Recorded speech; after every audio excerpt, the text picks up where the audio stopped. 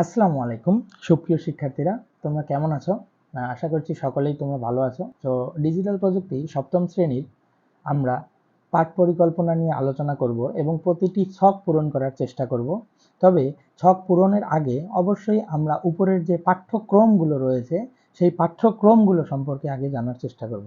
কেননা পাঠ্যক্রমগুলো না জানলে ছকগুলো পূরণ করা অনেক কষ্টকর হয়ে যায়। মাঝে মাঝে শখগুলো কিভাবে পূরণ করতে হয় সেটা বুঝতেও অনেক অসুবিধা হয়। তো চলো আমরা আর কথা না বাড়িয়ে আমরা শখ পূরণে চলে যাই। তবে তার আগে অবশ্যই পাঠ্যক্রমকে পড়ে নেব। আমরা একটু নিচের দিকে চলে আসি। সো নিচের দিকে যখন আমরা আসলাম, আমাদের কিন্তু প্রথম যে শিখন অভিজ্ঞতা, এই শিখন অভিজ্ঞতার দিকে আমরা তাকাইলে দেখতে পাচ্ছি 1 নম্বর শিখন অভিজ্ঞতা। আমি এইটাকে একটু মার্ক করে দিচ্ছি তোমাদের বোঝার সুবিধার্থে। দেখো, শিখন অভিজ্ঞতা 1, এই শিখন অভিজ্ঞতা 1-এর নাম হচ্ছে ডিজিটাল সময়ের তথ্য। তো ডিজিটাল সময়ের তথ্য আমরা এখন এই শিখন অভিজ্ঞতাটা প্রথমে পড়ব, পরবর্তীতে এই রিলেটেড যে ছকগুলো রয়েছে সেই ছকগুলো পূরণ করার চেষ্টা করব। তাহলে আমরা প্রথম অধ্যায়ে চলে যাই। এটা হচ্ছে আমাদের প্রথম অধ্যায়, ডিজিটাল সময়ের তথ্য। তো শিখন অভিজ্ঞতা 1, ডিজিটাল সময়ের তথ্য, সেশন 1। আমরা সেশন 1টা আজকে কভার করব এবং সেশন 1 কভার করার পরে আমাদের যে বাড়ির কাজগুলো থাকবে সেগুলো আমরা কভার করার চেষ্টা করব। তো উপযুক্ত প্রশ্নে যথার্থ সমাধান। তাহলে চলো দেখি এখানে আসলে বলতে চাচ্ছে কি, উপযুক্ত প্রশ্নে যথার্থ সমাধান। তার মানে তোমার যদি প্রশ্ন ঠিক থাকে তাহলে তার সমাধান নিশ্চিত একটি আছে। তাহলে আমরা এখন পড়া শুরু করি। আচ্ছা, ছোটদের জীবনে বেশি সমস্যা নাকি বড়দের? আসলে ছোট বড় সবারই প্রতিদিন নানা রকম ঝামেলায় পড়তে হয়, কিন্তু অধিকাংশ ক্ষেত্রেই বড়রাই বড় বড় সমস্যাগুলো আমাদের সমাধান করে দেয়। অর্থাৎ এই কথা দিয়ে বোঝাচ্ছে কি, যে ছোটদের যে সমস্যাগুলো হয় সেই সমস্যাগুলোর সমাধান আর কি বড়রাই করে দেয়। কেমন হবে যদি আমরা ছোটরাও বড়দের সমস্যাগুলো সমাধান করার চেষ্টা করি? তাহলে এবার একটু ভিন্নভাবে আমরা চিন্তা করব, যে সবসময় বড়রাই ছোটদের সমাধান করে, এবার এখানে হয়তো ছোটরাও বড়দের সমাধান করতে পারে, এরকম কিছু আমরা পেতে যাচ্ছি। বর্তমান সময়ে ডিজিটাল প্রযুক্তির সুবিধা নিয়ে আমরা কিন্তু শুধু তথ্যের মাধ্যমে অনেক সমস্যার সমাধান করে ফেলতে পারি। কিসের মাধ্যমে? এখানে একটু দেখো, আমরা কিন্তু শুধুমাত্র তথ্য, এই তথ্যের মাধ্যমে, তথ্য মানে কি? তথ্য মানে ইংলিশে হচ্ছে ইনফরমেশন। এই ইনফরমেশন নিয়েই কিন্তু আমরা অনেক সমস্যার সমাধান করতে পারি। ষষ্ঠ শ্রেণীতে আমরা তথ্য এবং এর উৎস সম্পর্কে জেনেছি। সপ্তম শ্রেণীতে আমরা তথ্য অনুসন্ধান এবং ব্যবহার করে বড়দের একটি সমস্যাকে সমাধান করার চেষ্টা করব। তার মানে আমরা ছোট হয়ে বড়দের সমস্যাকে সমাধান করব। চলো দেখি, মজা আছে। যে কোনো সমস্যা সমাধানের জন্য সমস্যার গভীরে গিয়ে বুঝে নিতে হয় সমস্যার পেছনের কারণ। আচ্ছা, এটা অবশ্যই বোঝার ক্ষেত্রে সবচেয়ে জরুরি এবং সহজ উপায় হচ্ছে প্রশ্ন করা। খুবই ইম্পর্টেন্ট বিষয়। তুমি একটা জিনিসকে সলভ করবা, সো সলভ করার আগে অবশ্যই তোমাকে প্রশ্নটাকে লাগবে, কারণ তোমার কাছে যদি প্রশ্নই না থাকে তুমি উত্তর কি দিবা? আজকে আমরা সঠিক প্রশ্ন করার উপায় খুঁজে বের করব। তার আগে একটি ঘটনা পড়ে নিই। চলো এবার আমরা ঘটনায় যাব। এই ঘটনা থেকেই আমাদের মেইন পার্ট শুরু হবে। তাহলে একটু নিচের দিকে যাই। এখানে তোমরা দেখতে পাচ্ছ খুব সুন্দর একটা ছবি। আমরা যদিও এই ছবির ভিতরে কি আছে এটা এখনো বুঝতে পারছি না, তবে একটু পরেই হয়তো বুঝতে পারবো আসলে ভিতরের মধ্যে কি ছিল। তো এখন আমরা এই গল্পটা পড়ে ফেলবো। তোমাদের উদ্দেশ্যে আমরা এই গল্পটা এখন পড়বো এবং এই গল্পটা পড়লেই হয়তো আমাদের অনেক কিছু ক্লিয়ার হয়ে যাবে। তো দেখো, শিশির তখন 3য় শ্রেণীতে পড়ে। তাহলে কোন শ্রেণীতে? 3য় শ্রেণীতে পড়ে। ঈদের ছুটিতে, মানে অনেক ছোট। ঈদের ছুটিতে মায়ের সঙ্গে তার এক আত্মীয়ের বাড়িতে বিয়ের দাওয়াতে গিয়েছে, যেখানে সে আগে কখনো যায়নি। যে বাড়িতে সে বেড়াতে গিয়েছে সেখানে তার বয়সী এমন কেউ ছিল না যার সঙ্গে সে খেলতে পারবে, কিন্তু সেই বাড়ির খুব কাছেই আরেকজন আত্মীয়ের বাড়িতে তার বয়সী অনেকে আছে যাদের সঙ্গে খেলতে পারলে খুব মজা হবে।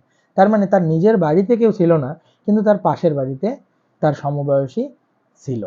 শিশুর সেই বাড়িতে একদিন শিশির সেই বাড়িতে একদিন আগেই গিয়েছিল। সে ভাবলো একাই মাকে বলে ওই বাড়িতে চলে যাবে। শিশির দুপুরের খাবার খেয়েই সেই বাড়ির উদ্দেশ্যে হেঁটে রওনা দিল। সেই বাড়িতে যেতে 10 মিনিটের বেশি সময় লাগার কথা না, কিন্তু শিশির প্রায় 30 মিনিট হেঁটে ফেললো, কিন্তু ওই বাড়িটা পেল না। তাহলে এখানে কিন্তু আমাদের একটা টুইস্ট আছে। সো সে কিন্তু উদ্যোগ নিয়েছে, অর্থাৎ শিশির শিশির কিন্তু পাশের বাড়ি যাওয়ার জন্য উদ্যোগ নিয়েছে। সো সে যখন পাশের বাড়ি যেতে চাচ্ছে, তার কিন্তু সে জানে যে আমার 10 মিনিট সময় লাগে, কিন্তু সে 30 মিনিটেরও বেশি হয়ে গেছে, তাও সে বাড়িটা খুঁজে পাচ্ছে না। তার মানে এখান থেকে আমরা ধারণা করতে পারি শিশির অলরেডি বাড়িটা কিন্তু ভুলে গেছে। শিশির বুঝতে পারলো সে রাস্তা ভুল করে ফেলেছে। সে সেখানে দাঁড়িয়েই কাঁদতে লাগলো। শিশিরের কাছে মায়ের ফোন নম্বর, যে বাড়িতে বেড়াতে এসেছে সেই বাড়ির নাম কিছুই মনে ছিল না, তাই কারো সাহায্যও চাইতে পারছিল না। তার মানে শিশির কিন্তু বিপদে পড়ে গেছে, কিন্তু সে সাহায্যও এখন আর চাইতে পাচ্ছে না। এমন সময় ইউনিভার্সিটিতে পড়ে এরকম বয়সী একজন ছেলে এসে তাকে জিজ্ঞেস করলো কি হয়েছে। তাহলে সে বলল কি হয়েছে না, শিশির প্রথমে উত্তর দিতে পারলো না। তার মানে শিশির প্রথমে উত্তর কিন্তু দিতে পারছে না। এখানে বিষয়টা ভালো করে খেয়াল করো, অর্থাৎ একজন বড় মানুষের সাথে শিশিরের কিন্তু দেখা হয়ে গেছে। পরে কাঁদতে কাঁদতে বলল আমি রাস্তা ভুলে গেছি। তাহলে কে রাস্তা ভুলে গেছে? শিশির অলরেডি রাস্তা ভুলে গেছে, সেই কথাটাই সে প্রকাশ করলো। ছেলেটি জিজ্ঞেস করলো তুমি কোথায় যাচ্ছিলে, যে বাড়িতে যাচ্ছিলে সেটি দেখতে কেমন, তুমি কখন রওনা দিয়েছো, আর ওই বাড়িতে পৌঁছাতে তোমার কতটুকু সময় লাগার কথা, এখানে তোমরা কেন বেড়াতে এসেছো। দেখো, ছেলেটা অলরেডি 5টা কোশ্চেন করেছে। কাকে? শিশিরকে। এই 5টা কোশ্চেনের মাধ্যমেই শিশির কিন্তু কোনো একটাও যদি উত্তর দিতে পারে, তাহলে ছেলেটা কিন্তু অনেক কিছুই বুঝতে পারবে। তো চলো দেখি আসলে পরবর্তীতে কি ঘটনা ঘটেছে। এরকম অনেকগুলো প্রশ্নের উত্তর যা দাঁড়ালো তা হলো শিশির তার মায়ের সাথে একটি বিয়েতে এসেছে। সে বিয়ে বাড়িটি রেল লাইনের পাশে। বিয়ে বাড়িটি কোথায় ছিল? রেল লাইনের পাশে। রেল লাইনের পাশে বিয়ের গেট সাজানো আছে। আত্মীয়ের বিয়ে বাড়ি থেকে অন্য বাড়ির দূরত্ব 10 মিনিট, যেতে শুধুমাত্র 10 মিনিট সময় লাগে। শিশিরের সব উত্তর শুনে ছেলেটি বিয়ে বাড়িটি চিনে ফেললো আর শিশিরকে পৌঁছে দিল। তাহলে দেখো, এখানে আমরা মেইন যে টুইস্টটা পাচ্ছি সেটা হচ্ছে সঠিক প্রশ্ন করা। অর্থাৎ এই ছেলেটি যদি ওই ছোট বাচ্চাটিকে বা শিশিরকে যদি সঠিকভাবে প্রশ্ন করতে না পারতো, যেমন এই যে এখানে আমরা দেখছি 5টা কোশ্চেন আমি কিন্তু মার্ক করেছি, এই 5টা কোশ্চেন যদি ছেলেটি শিশিরকে করতে না পারতো, শিশির এই কোশ্চেনগুলোর অ্যান্সার দিতে পারতো না। সো দিতে না পারলে তার বিয়ে বাড়ি কোথায় সেটা শিশির আর বের করে দিতে পারতো না। তাই জন্য প্রশ্ন করাটা অনেক ইম্পর্টেন্ট। চলো আমরা দেখতে পারলাম যে প্রশ্ন করাটা অনেক ইম্পর্টেন্ট বিষয়। শিশিরের এই ঘটনায় আমরা বুঝতে পারলাম সঠিক প্রশ্ন করতে পারা অনেক বেশি গুরুত্বপূর্ণ। এই লাইনটাই কিন্তু আমি এতক্ষণ ব্যাখ্যা করলাম। অর্থাৎ সঠিক প্রশ্ন করতে পারছে জন্যেই শিশির উত্তরগুলো দিতে পারছে এবং তার কিন্তু বিয়ে বাড়িটা খুঁজে দিতে পারছে।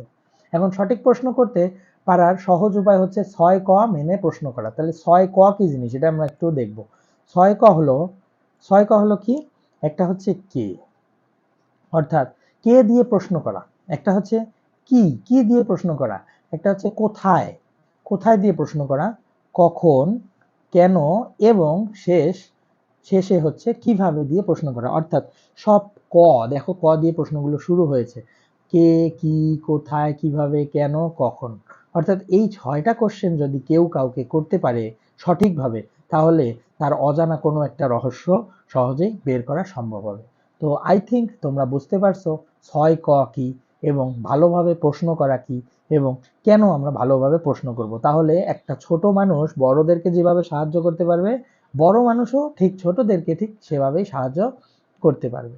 তো আমরা কিন্তু গল্পটা পড়ে ফেললাম। এখন পরবর্তী পার্ট আমার নেক্সট ভিডিওতে আসবে। তোমরা সেই নেক্সট ভিডিওটা দেখার জন্য অপেক্ষা করো। আর চ্যানেলটিকে ভালো লাগলে অবশ্যই লাইক দিয়ে সাবস্ক্রাইব করো। ভালো থেকো, সুস্থ থেকো, ধন্যবাদ।